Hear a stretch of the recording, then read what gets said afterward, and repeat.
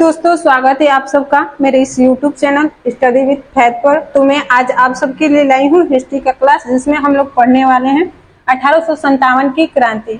ये आरआरबी के दृष्टि से हम देखें तो ये बहुत ही इम्पोर्टेंट है।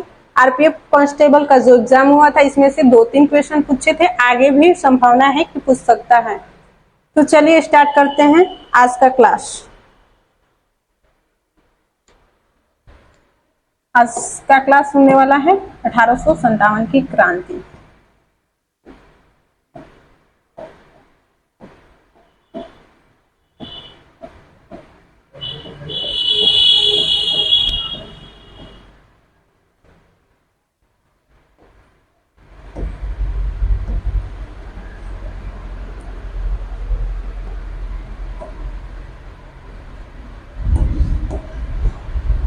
तो 1857 क्रांति जो था, उसके सरकारी इतिहासकार कौन थे? एसएन सेन। कौन थे? एसएन सेन।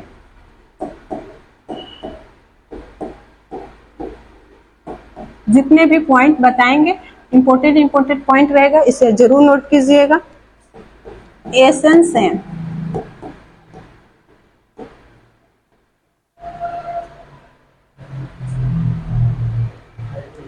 इनकी बुक है, एसएन सेन की बुक है। इनका बुक मिला है, उसमें 1857 की क्रांति का जिक्र हुआ है, इसलिए इनको सरकारी इतिहासकार बनाया गया है 1857 की क्रांति का। इनका बुक भी है।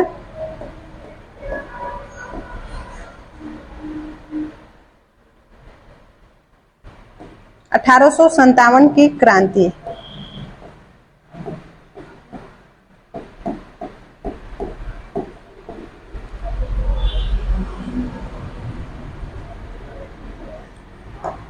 एक बीडी सावरकर थे, जिन्होंने इस संग्राम को प्रथम स्वतंत्रता संग्राम कहा। बीडी सावरकर जो थे, इस संग्राम को क्या बोले? प्रथम स्वतंत्रता संग्राम। बीडी सावरकर बोले थे इसे प्रथम स्वतंत्रता संग्राम।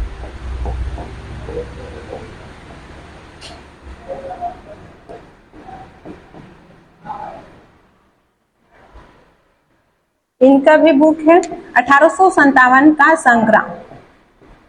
इनके बुक का क्या नाम है? 1857 का संग्राम।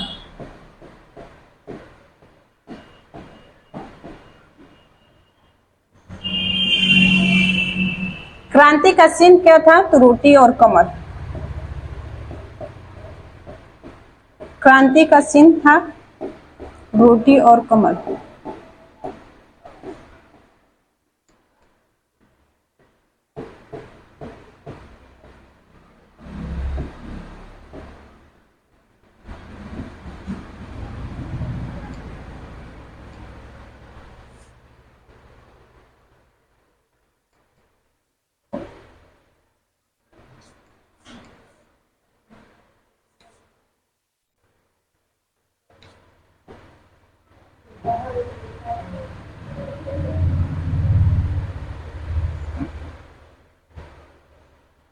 सैनिकों का मुख्यालय कहाँ बनाया गया था? इस संग्राम में सैनिकों का मुख्यालय बनाया गया था शिमला, और आपातकालीन बनाया गया था प्रयागराज में। इस पॉइंट को लिख लीजिए।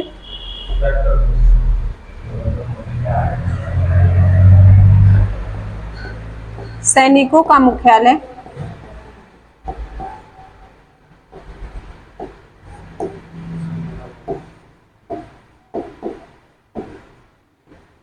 कहाँ बनाया गया था? शिमला में।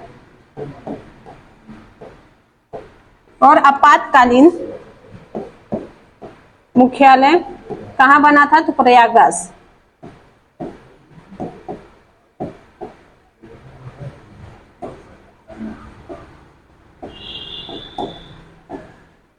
ये कहाँ था? प्रयागराज में।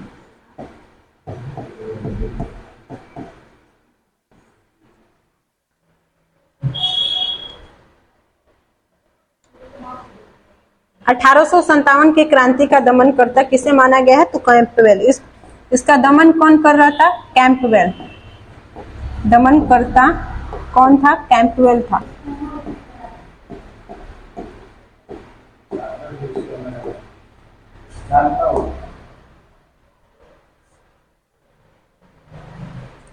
आगे देख लिया जाए और भी सारे पॉइंट 1857 की क्रांति के बारे में।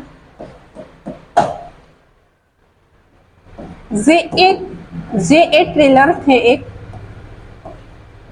अंग्रेज था ये। जो जे एल टेलर था, क्या थे? अंग्रेज। 1857 की क्रांति को बोला है षड्यंत्र। 1857 की क्रांति को षड्यंत्र कहा है।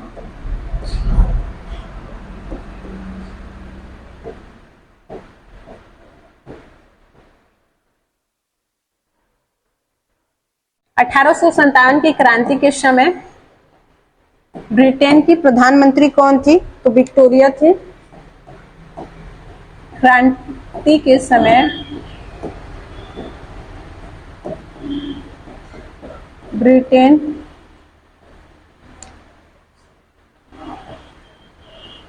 ब्रिटेन की महारानी विक्टोरिया। कौन थी? विक्टोरिया।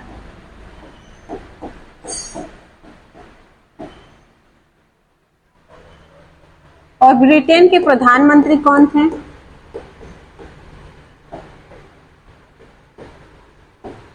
ब्रिटेन के पीएम उस टाइम थे पामस्टन।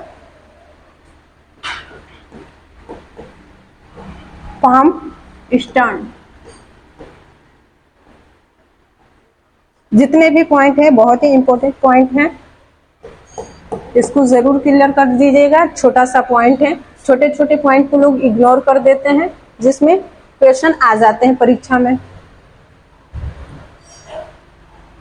भारत का गवर्नर जनरल उस टाइम कौन था? क्रांति के समय भारत का गवर्नर जनरल, तो भारत का गवर्नर जनरल था लॉर्ड कैनिंग। Lord Canning.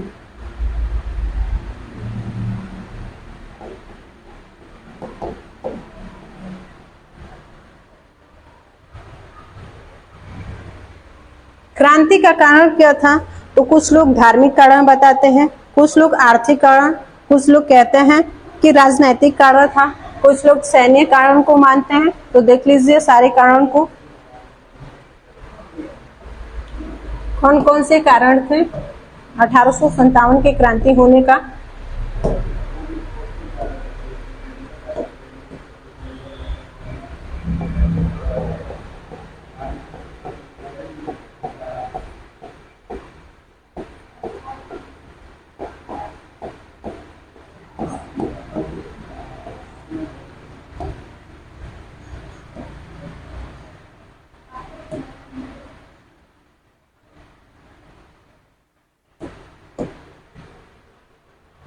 पहला कारण था धार्मिक कारण।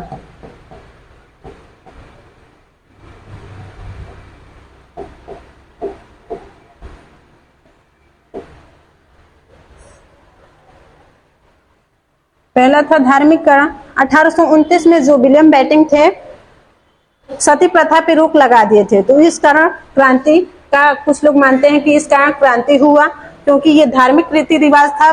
सती प्रथा, सती प्रथा क्या था? जब पति मर जाते थे तो जो उनकी पत्नी होती थी उनके साथ ही वो भी जल जाती थी, तो इसी प्रथा को बंद किए, इस कारण से क्रांति हुआ, कुछ लोग का मानना है। एक एक पॉइंट को लिख लीजिए। धार्मिक कारण कौन कौन से थे? तो पहला कारण था 1829 में विलियम बेंटिंक के समय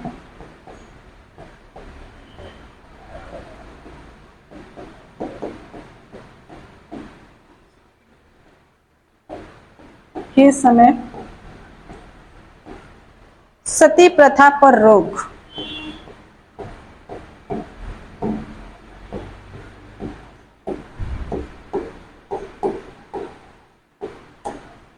अठारह सौ 56 में विधवा विवाह पर रोक लगाया गया था।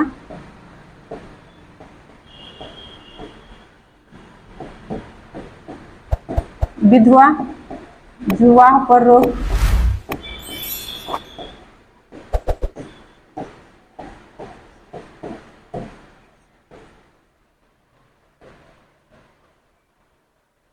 और तीसरा कारण था मुस्लिम संप्रदाय के जो लोग थे उनको टोपी और दाढ़ी पर प्रतिबंध लगा दिया गया था।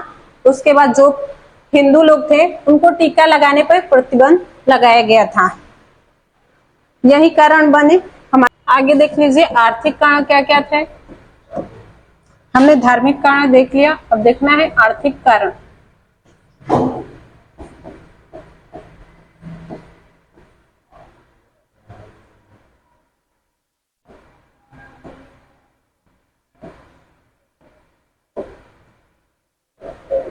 अठारह सौ 68 में दादा भाई नौरोजी थे एक, ये अलग पॉइंट है, इसको याद रखिएगा। दादा भाई नौरोजी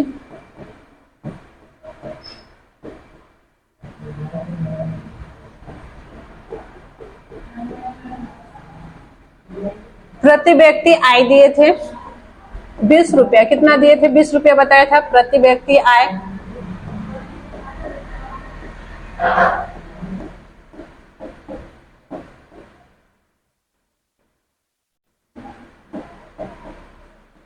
₹20 बताया।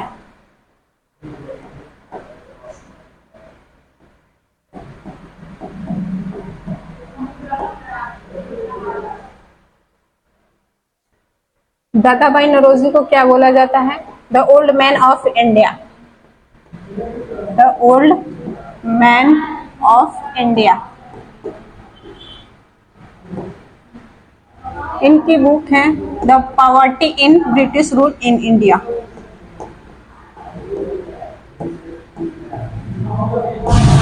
The poverty in British rule in India. The poverty British rule in India.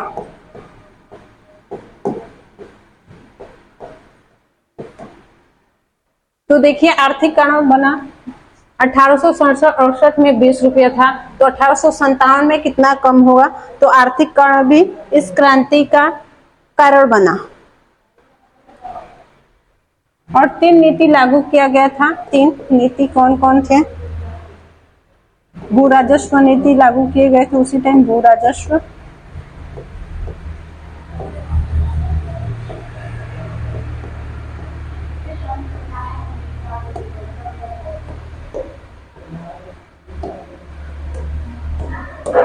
भू राजस्व नीति कौन कौन थे? तो पहला था अस्थाई बंदोबस्त,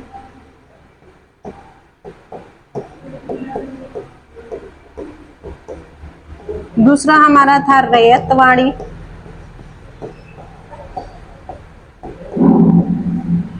और तीसरा था हमारा महलवाड़ी।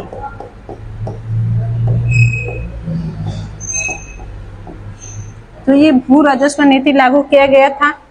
ये भी कारण बने कहीं ना कहीं क्रांति का।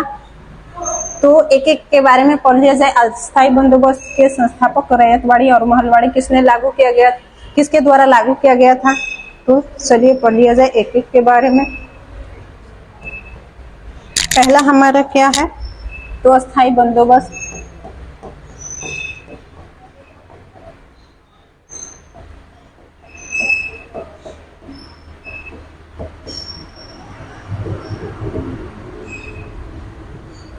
अस्थाई बंदोबस्त को किसने लागू किया था? तो 1790 में लॉर्ड कॉर्नवालिस ने। 1790 में लॉर्ड कॉर्नवालिस के द्वारा।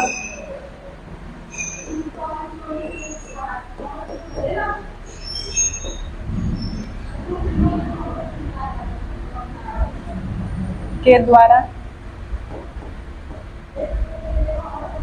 1793 में इसे अस्थाई कर दिया गया था। पहले तो ये 10 वर्ष के लिए लागू किया गया था। कितने वर्ष के लिए? 10 वर्ष के लिए।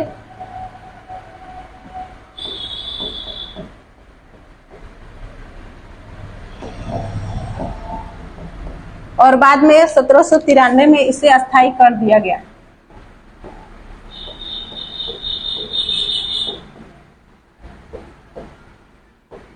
कर दिया गया।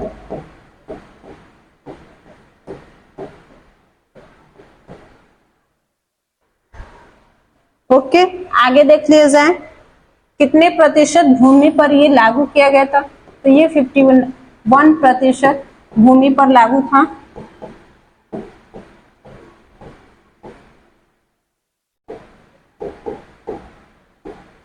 किस किस क्षेत्र में लागू था? तो ये बिहार, बंगाल और उड़ीसा में लागू था। बिहार, बंगाल और उड़ीसा, ये 3 जगह पे ये अस्थायी बंदोबस्त लागू था। दूसरा पॉइंट देख लीजिए, रैयतवाड़ी। दूसरा हमारा क्या है? रैयतवाड़ी।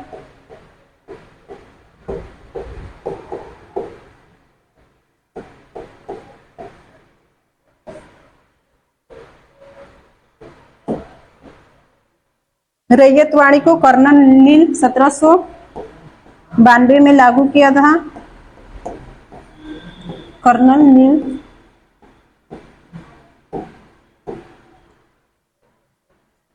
लेकिन 1820 ईस्वी में इसको हेक्टर मुनरो आगे बढ़ाया।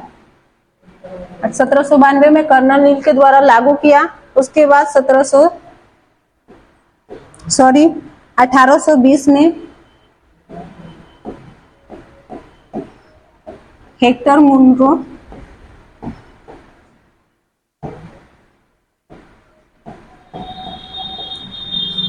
आगे बढ़ाया।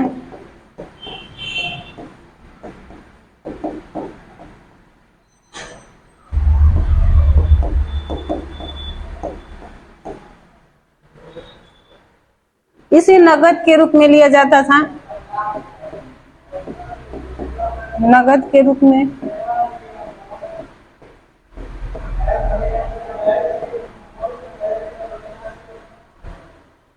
यह भारत के 51% क्षेत्र पर लागू था। कितने प्रतिशत? 51%। सॉरी, इसमें ये 19% है, वेरी बिग मिस्टेक, तो इसको ध्यान दीजिएगा। ये हमारा 19% पे लागू था और ये हमारा 51% क्षेत्रफल लागू था। 51% क्षेत्र पर लागू था। कौन कौन से क्षेत्र थे भारत के? कौन कौन से राज्य थे? तो बंबई था, उसके बाद मद्रास था, कर्नाटक था, मद्रास और कर्नाटक, ये हमारे क्षेत्र थे। आगे देख लीजिए, महलवाड़ी। तीसरा हमारा क्या है? महलवाड़ी।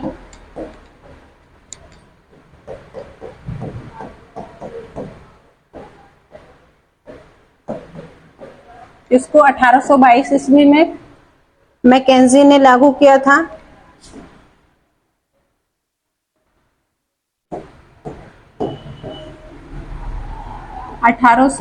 ईस्वी में मैकेंजी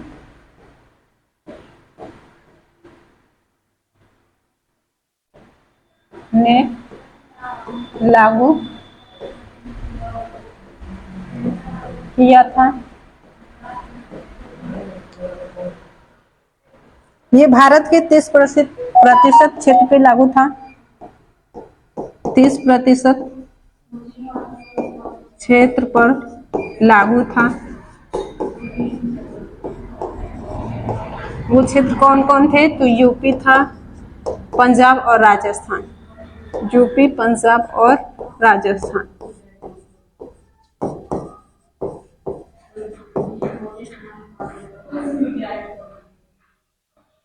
आगे देख लिया जाए, हम लोग ने आर्थिक कारण देख लिया। आगे देखना है राजनैतिक कारण। राजनैतिक कारण क्या क्या थे?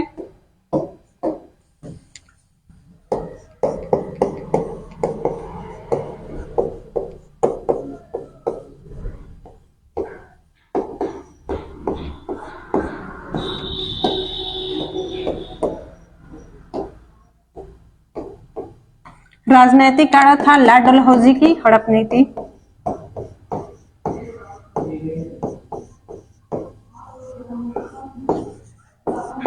ये हड़प नीति क्या थी? तो जिन राजाओं के पुत्र नहीं थे उनकी जो भी शासन व्यवस्था थी अंग्रेजों अपने अंडर ले लेते थे। उनका जितना भी साम्राज्य था उसे ही हड़प नीति बोला गया है।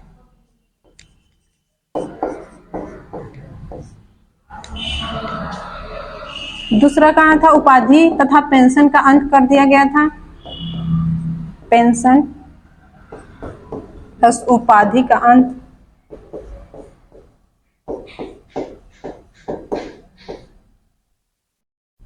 और तीसरा कारण था सहायक संधि। ब्रिटिश के साथ सहायक संधि करना पड़ता था। वो किसी से युद्ध करते थे तो उनके युद्ध में भारतीय जो राजा थे उनका क्या करते थे? समर्थन करते थे। मजबूरी में सहायक संधि करवा लेते थे वो जो अंग्रेज थे। आगे देख लिया जाए सैन्य कारण क्या क्या थे। अगला कारण था हमारा सैन्य कारण।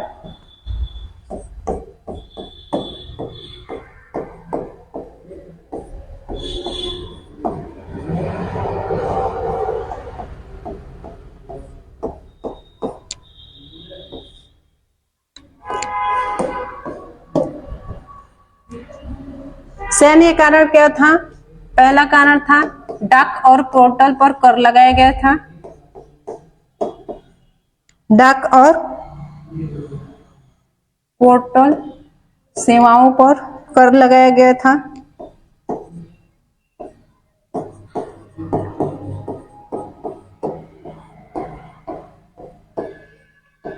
इस पर कर था तो जो सैनिक होते थे अपने घर वालों को मैसेज जो भी अपना समाचार होता था अपने घर वालों को नहीं भेज सकते थे। दूसरा कारण था ब्रिटिश की सेना में भारतीयों और अंग्रेजों सैनिकों का अनुपात 6:1 था। तो इसमें 6 कौन थे? ब्रिटिश सैनिक थे और भारतीय ये 6 भारत के थे। भारत के लोग सेना में युद्ध में भाग लेते थे और 1 के अनुपात में कौन था? ब्रिटिश था। भारतीयों को ज्यादा रखे थे कि वो लोग मरे कटे उससे कोई फर्क नहीं, हमारी सेना क्या होनी चाहिए, हम लोग सुरक्षित रहें। तो ये 6:1 के अनुपात में रखे थे।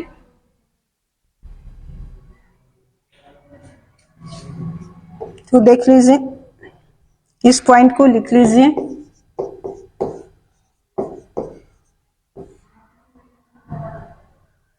ब्रिटेन की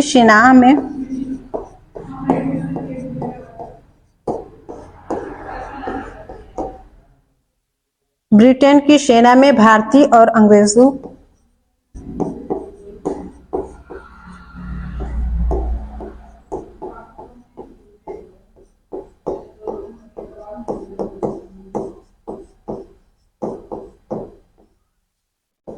का अनुपात था 6:5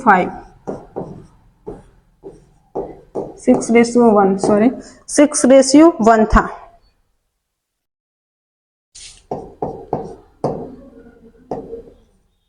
जो भारतीय सैनिक थे उनको समुद्र के पार भेजा जाता था और जो समुद्र के उस पार जाता था उसे लोग अछूत मान लेते थे और उसकी हुक्का पानी बंद कर देते थे, मतलब गांव से बाहर कर देते थे। जो भी उस पार चले जाते थे उसमें छुआछूत बहुत ही व्यापक रूप में था। सैनिकों को समुद्र के पार भेजना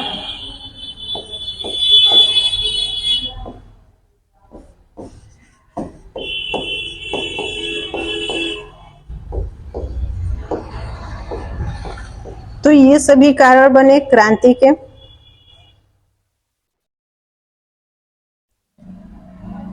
और तात्कालिक कारण क्या थे इस पे थोड़ा ध्यान दीजिएगा।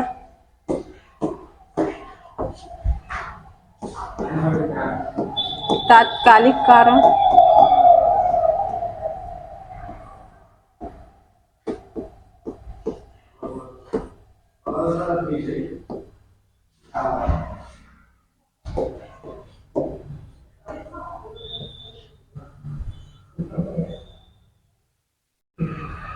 फरवरी में सैनिकों को ब्राउन बेस जो बंदूक दिया जाता था अफवाह ऐसा फैला कि उसमें जो चर्बी का प्रयोग किया जाता है, गाय और सूअर के चर्बी का प्रयोग किया जाता है, जो हिंदू और मुस्लिम दोनों के लिए क्या था, उनके धर्म के खिलाफ था।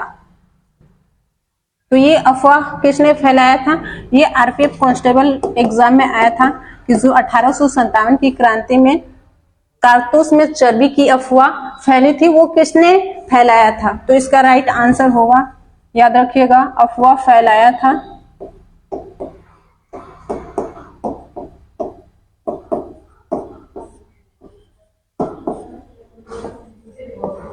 चर्बी वाला, अफवाह फैलाया था। ये बहुत ही इंपॉर्टेंट क्वेश्चन है, इसको एकदम अंडरलाइन करके लिखिएगा। दमदम का खलासी, खलासी के लिए एक और वर्ड यूज होता है भंगी। खलासी न देकर भंगी भी दे सकता है। तो दमदम का खलासी था, वो अफवाह फैलाया था। ये सच नहीं था, ये अफवाह था। तो देखिए ये जो प्रश्न दिया था उसका क्या दिया था? सैनिक। उसका ऑप्शन दिया था सैनिक, दूसरा ऑप्शन दिया था पुजारी, सेना का सैनिकों का सेनापति,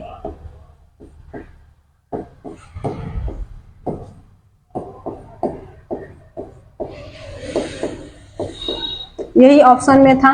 ज्यादा लोग सैनिक मारते या पुजारी या सेनापति, लेकिन ऑप्शन ही अलग है। दमदम ये तीनों में से कोई नहीं थे। दमदम का खलासी था या भंगी, खलासी के लिए यूज होता है भंगी, वही अफवाह फैलाया था।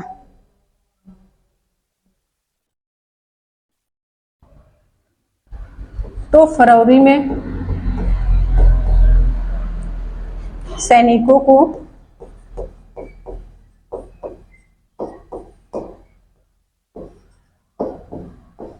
यहाँ पे आपको अपडेटेड क्वेश्चन मिलेंगे। अगर आप किसी चीज का भी तैयारी कर रहे हैं तो हमारे चैनल पर विजिट कर सकते हैं। जितने भी कंटेंट है देखिए, अच्छा लगे तो शेयर भी कीजिए। अच्छा लगे तो मैं ये नहीं प्रेशर दे रही हूँ कि मेरा वीडियो देखिए ही, अच्छा लगे तो जरूर देखिए। आपको नए नए क्वेश्चन से अपडेट कराया जाएगा। सैनिकों को ब्राउन बेस,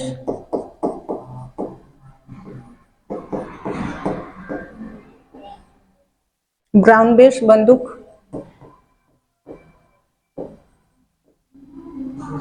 के स्थान पर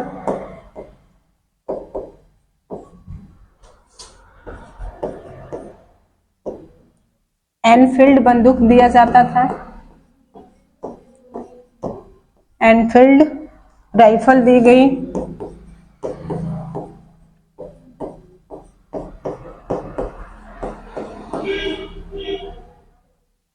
और इस ऐसा अफवाह फैला दिया गया था, ये दमदम का जो खलासी था फैला दिया गया था, जो ब्राउन बेस बंदूक के स्थान पे एनफील्ड राइफल दिया गया है वो चर्बी के बने हैं, जिससे हिंदू और मुस्लिम जितने भी सैनिक थे वो मना कर दिए कि ये बंदूक हम नहीं यूज करेंगे।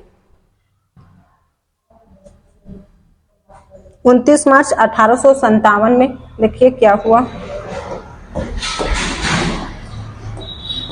29 मार्च 1857 34वीं बटालियन के जो सिपाही थे भगत सिंह, मंगल पांडे, 34वीं बटालियन, या इसे ही बोलते हैं इन्फेंट्री,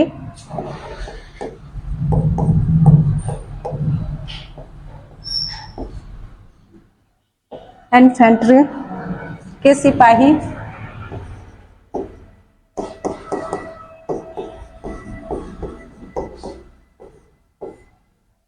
मंगल पांडे, ये कहाँ के थे? बलिया के।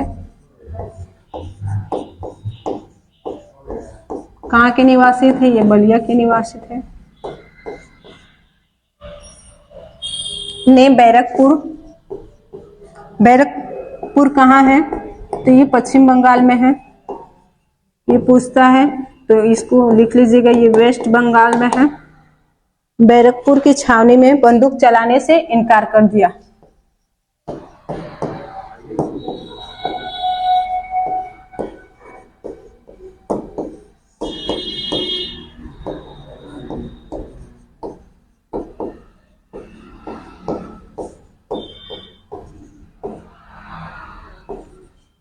इनकार कर दिया।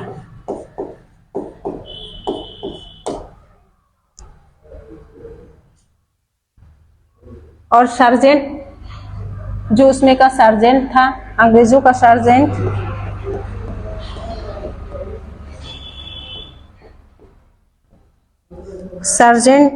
और वांग के द्वारा प्रेशर बनाए गए, उन पे दबाव डाला गया, तो इन्होंने क्या किया, गोली मार दिया।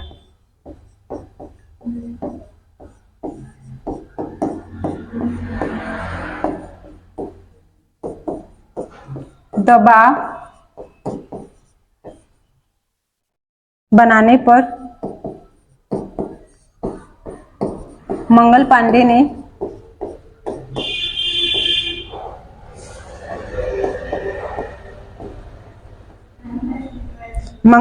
ने इन्हें गोली मार दी।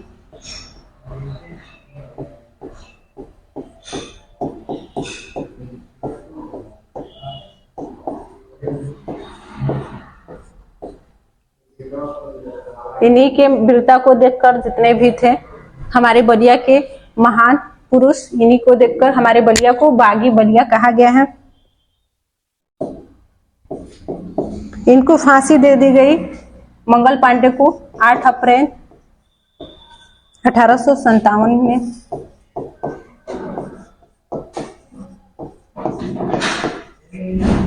मंगल पांडे को फांसी दी गई। सार्जेंट को मारे थे, इसी के कारण इनको 8 अप्रैल 1857 में फांसी दे दी गई।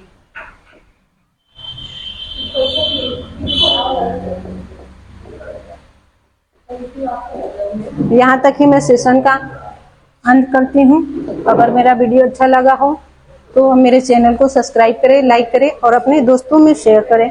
इसका और भी पॉइंट है, अगली क्लास में हम लोग पढ़ेंगे। तब तक के लिए जय हिंद, जय भारत।